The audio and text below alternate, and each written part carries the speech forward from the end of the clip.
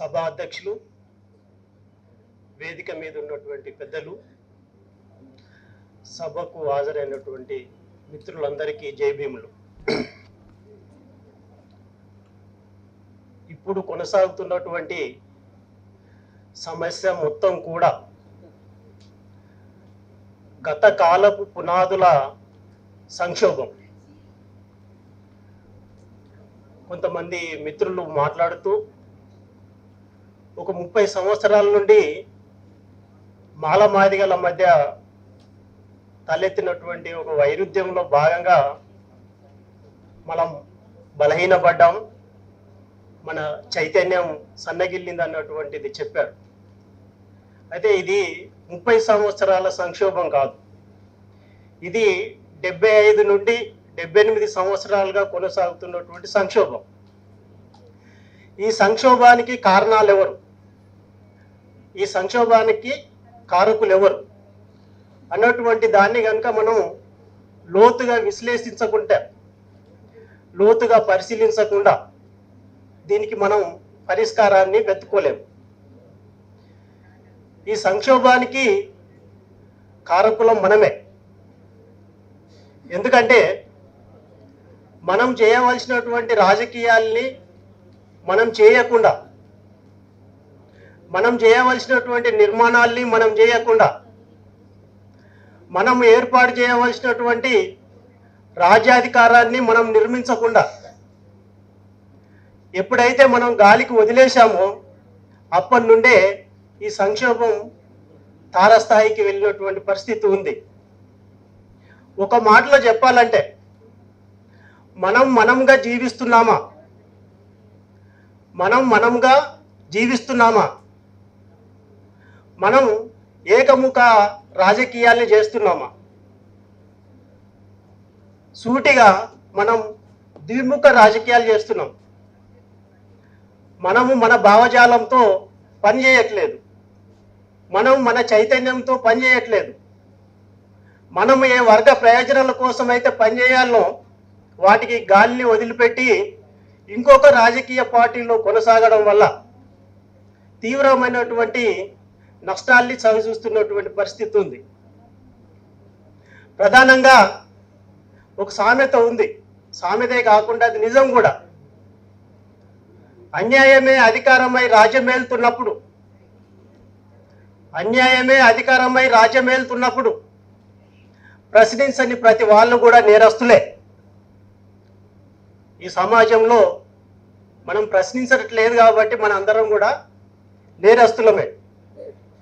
ఈ సమాజం మొత్తం మన వర్గాల్ని ధ్వంసం చేస్తున్నప్పుడు ఆ ధ్వంసం గురించి మనం మాట్లాడట్లేదు కాబట్టి ఆ ధ్వంసంలో కూడా మనం భాగస్తులమే.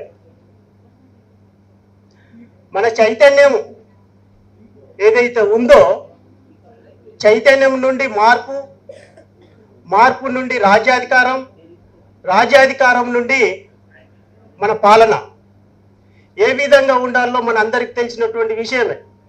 ఈ వేదిక మీద ఉన్నటువంటి ముఖ్యమైనటువంటి వాళ్ళందరూ కూడా ఒక జాతీయ స్థాయి రాజకీయాల్ని ప్రభావితం చేసేటువంటి శక్తి సామర్థ్యాలు ఉన్నటువంటి వాళ్ళం. వేదిక ముందున్నటువంటి వాళ్ళందరూ కూడా వివిధ విప్లవోద్యమాల్లో, వివిధ సామాజిక ఉద్యమాల్లో పనిచేసినటువంటి అనుభవం కలిగినటువంటి వాళ్ళందరం మనం.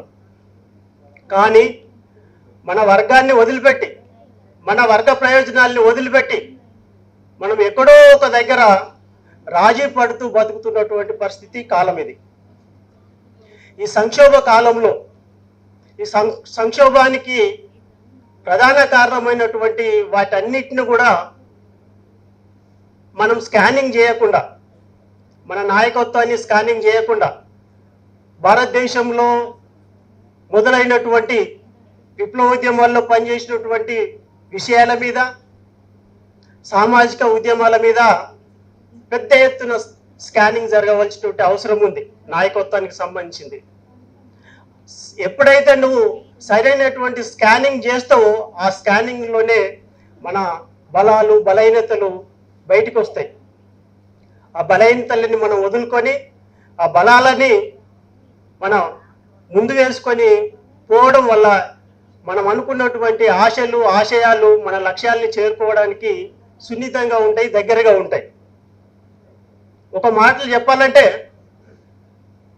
ముందు చెప్పినట్టు మనం మనంగా జీవించట్లేదు, మన వర్గ ప్రయోజనాల కోసం మనం పనిచేయట్లేదు.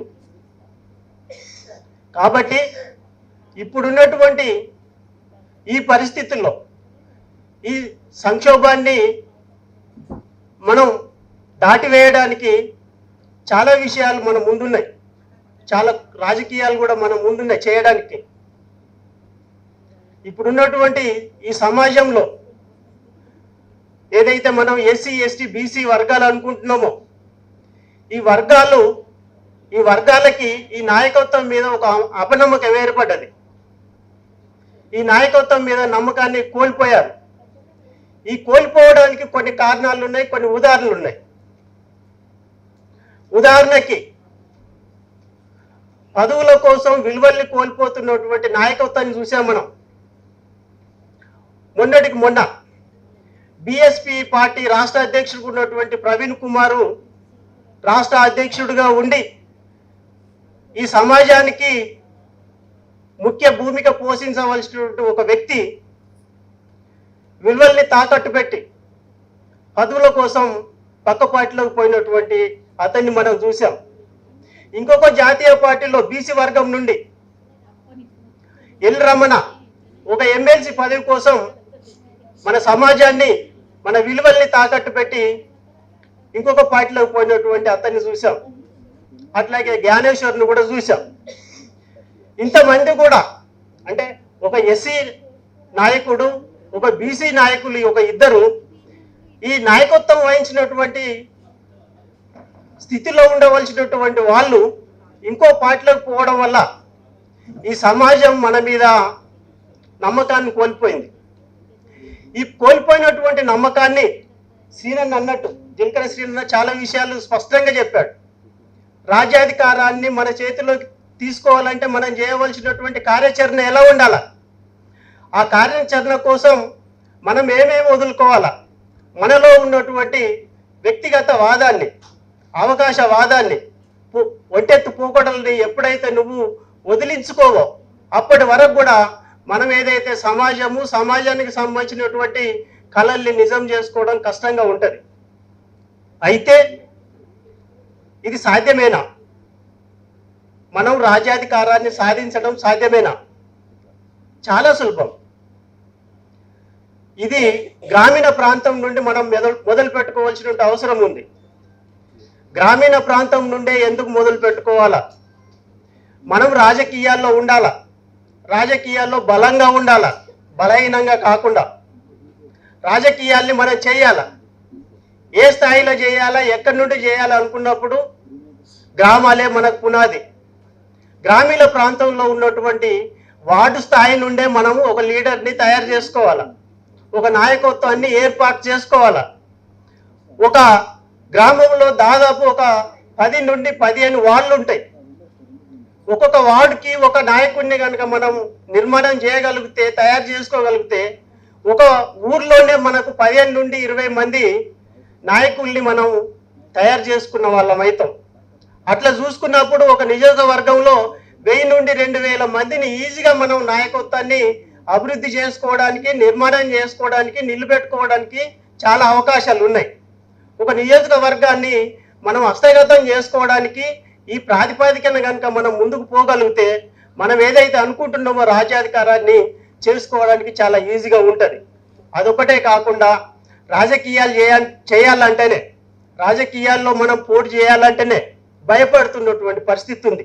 ఎస్సీ ఎస్టీ బీసీలలో ప్రధానంగా భయం అన్నటువంటిది ఒకటి ఆవరించి ఉంది. భయం భయం భయం. రాజకీయాల్లోకి రావాలంటే అది డబ్బుతో ముడిపడి ఉంది.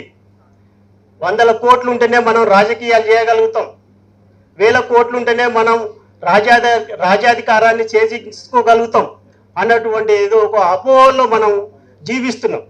ఈ అపోహని కల్పించింది పాలక వర్గాలు. ఈ అపోహని కల్పించి మనల్ని ఒక మలేరియా పేషెంట్ లాగా వణికిపోయే విధంగా, భయపడిపోయే విధంగా చలి జ్వరానికి మనం ఎట్లయితే దుప్పట్లు కప్పుకొని వణికిపోయి పడుకుంటామో అట్లా మనల్ని బూచిగా చూపించి భయపెడుతున్నటువంటి పరిస్థితి ఉంది. ఆ భయం నుండి మనం ఎన్నికల్లో పోటీ చేయడానికి వెనకడుగేస్తున్నటువంటి పరిస్థితి ఉంది. వాస్తవానికి ఆకాశం అన్నటువంటి ఒక బండని తయారు చేసి డబ్బున్నటువంటి వాళ్ళు, పాలక వర్గాలు ఈ ఎస్సీ ఎస్టీ బీసీలని భయపెట్టడం కోసం ఆకాశం అనేటువంటి ఒక బండని మనకు బూచిగా చూపిస్తున్నారు. మనం కూడా ఏం చేస్తున్నాం, ఆ బండ మన మీద బరువుగా ఉంది, ఆ బండ మన మీద పడితే మనం మరణిస్తాం, భయపడతాం, గాయపడతాం అన్నటువంటి ఒక భయంతో వణికిపోతున్నటువంటి పరిస్థితి ఉంది. కానీ మనం నిజమైనటువంటి రాజకీయాలనే కనుక చేయాలనుకున్నప్పుడు గ్రామీణ ప్రాంతంలో ఉన్నటువంటి జనాన్ని మనం ఒక వనరుగా, ఒక సమయంగా, ఒక దీర్ఘకాలికమైనటువంటి ఒక వ్యూహాత్మకంగా కనుక మనం పనిచేయగలిగితే అది బండ కాదు, అది ఒక పేపర్ లాగా మనకు కనపడుతుంది. బండ అన్నటువంటిది ఏదైతే చెప్పారో అది బండ కాదు, మనం పేపర్గానే దాన్ని రాజకీయాలుగా మనం చేసి చూపించాల్సినటువంటి శక్తి సామర్థ్యం ఉన్నటువంటి వాళ్ళందరూ కూడా మన దగ్గర ఉన్నారు.